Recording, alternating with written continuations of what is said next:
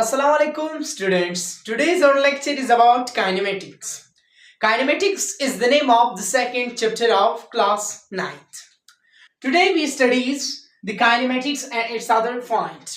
आज हम स्टडी करेंगे काइनेमेटिक्स और उसके दूसरे पॉइंट्स के। एक और लेक्चर भी है, उसको भी साथ साथ स्टडी कर लेंगे। बहुत ही सिंपल लेक्चर है वो। आज का जो हमारा लेक्चर है वो है kinematics. What's kinematics? Definition we have about kinematics.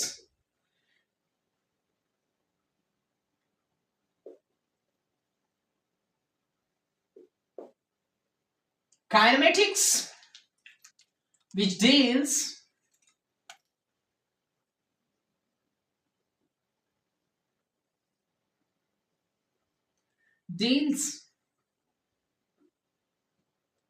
with the study of a motion of a body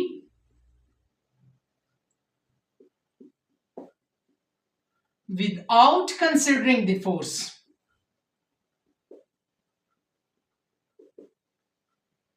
Without considering the force is known as is said to be that kinematics. आज का जो lecture है वो है kinematics. Kinematics हमारे पास क्या होता है? Kinematics which deals with the study of motion of a body without considering the force, which is known as which is said to be that kinematics. हमारे पास जो काइनेमेटिक्स है वो डेप्थ में स्टडी को कहते हैं मोशन ऑफ अ बॉडी, यानी किसी बॉडी का मोशन, जो बॉडी हमारे पास मोशन में हो, then without considering the force, जिसमें फोर्स कंसीडर ही न किया जाए, यानी फोर्स कंसीडर ही न किया जाए, यानी उसी जो काम हो रहा है, जो बॉडी है वो मोशन में तो है लेकिन फोर्स में हमारे पास नहीं है, तो हमारे पास क्या कहलाता है? काइनेमेटिक्स। काइनेमेटिक्स का हम सिंपली एग्जांपल ये लिख सकते हैं, यानी V is equal to S upon T। अब यहां पर हमारे पास फोर्स कंसीडर ही नहीं करते, तो अब हम फोर्स किस चीज में कंसीडर करते हैं?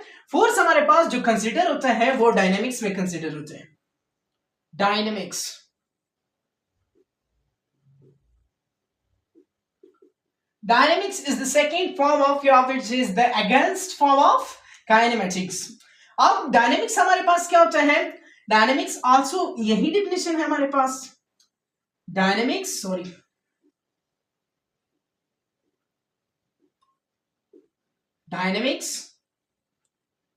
which deals with the study of motion of a body without considering the force, with considering with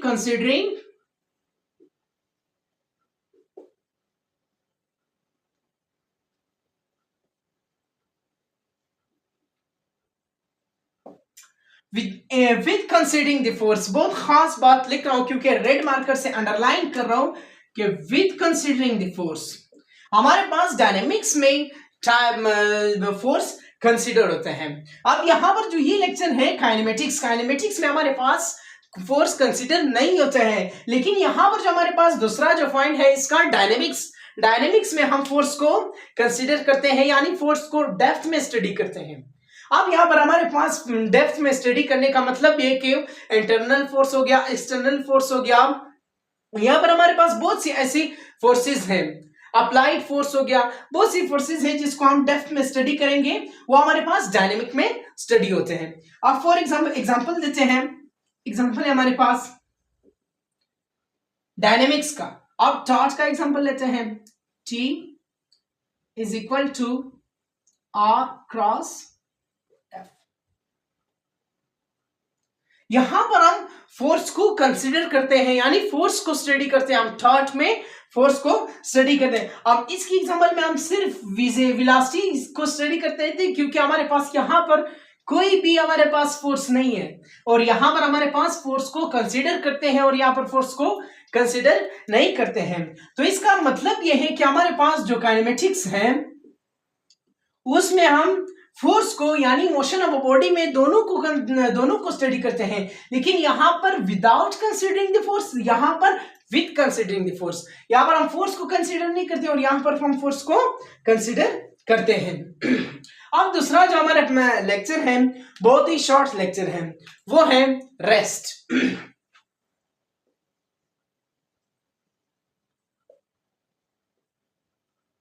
rest को हम उर्दू में, सिंपल से उर्दू में हम कह सकते हैं कि साकिन। रेस्ट को हम उर्दू में बोलते हैं साकिन। अब नाम से भी जाहिर है, अब ये मेरा जो बॉडी है वो रेस्ट में, मैं कुछ भी नहीं करता कि अपनी जगह पे खड़ा हूं, ना मैं दाएं जा रहा हूं, ना बाएं, ना दाएं, ना आगे ना पीछे, ना दाएं ना बाएं जा रहा हूं, मैं सिंपली खड़ा हूं। तो मेरा जो बॉडी है वो रेस्ट की हालत में। अब रेस्ट का डेफिनेशन हम किस तरह करते हैं, a body या when a body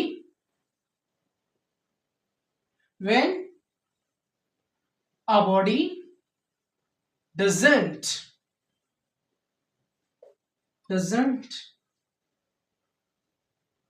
change its position. When a body doesn't change its position is known as a rest.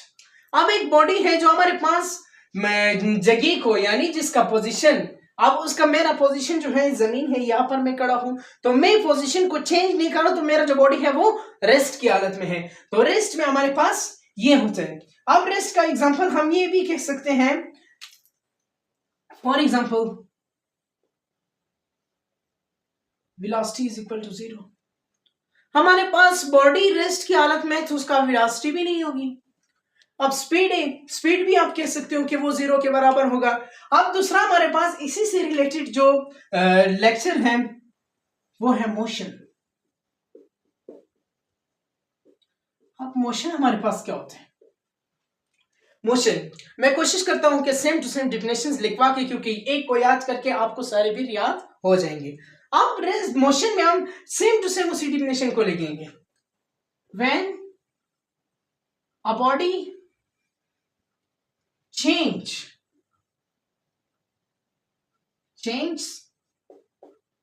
its position is said to be that motion. अब हमारे पास जो मोशन है, अब सेम टू सेम वही definition है, वहां पर हमारे पास पोजीशन चेंज नहीं होता है रेस्ट की हालत में, लेकिन मोशन में होता है। अब किस तरह, अब मेरा जो एक बॉडी है, अब मैं हरकत करता हूं, आगे जाता हूं, पीछे आ सकता हूं, बाएं दाएं हर तरफ में जा सकता हूं, क्योंकि मेरा जो बॉडी है वो हमारे पास मोशन में है। अब अगर फॉर एग्जांपल आप एक कार की एग्जांपल लेते हैं, अब गाड़ी है वो रोड पर जा रही, तो अमूमन तौर पर हमारे पास जो उसकी स्पीड, फॉर एग्जांपल हमारे पास एक गाड़ी जा रही है रोड पर, s इज इक्वल टू 60। हमारे पास एक गाड़ी है वो रोड पर जा रही है, तो अमूमन उसका स्पीड फॉर एग्जांपल अगर 60 है तो हमारे पास 60 स्पीड में जाएगा। वो बॉडी हमारे पास किस चीज में आ गई, मोशन में आ गई। अब रेस्ट में हमारे पास चेंज नहीं करता है पोजीशन, और मोशन में चेंज करता है। So our lecture is at end for this point. Today we will see इंशाल्लाह।